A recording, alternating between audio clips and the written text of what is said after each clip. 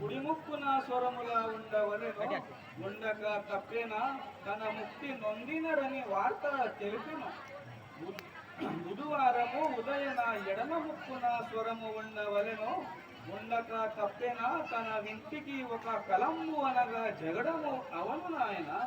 సిద్ధయ్య గురువారము ఉదయన ఎడమ ముక్కున స్వరము ఉండవలెను ఉండక తప్పేనా తన రాజాది రాజులే గాని దొడులే గాని యుద్ధము అవను నాయన. శుక్రవారము ఉదయన ఎడమ ముక్కున స్వరము ఉండవలెను ఉండక పరగ్రామము ప్రయాణము కలిగెను తన వింటికి బంధులు వచ్చేదారు.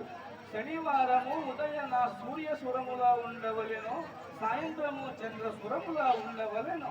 అదీనుగాక జీవుడనగా అది వెలిపెటికి వచ్చేది ఇదే రేషకం.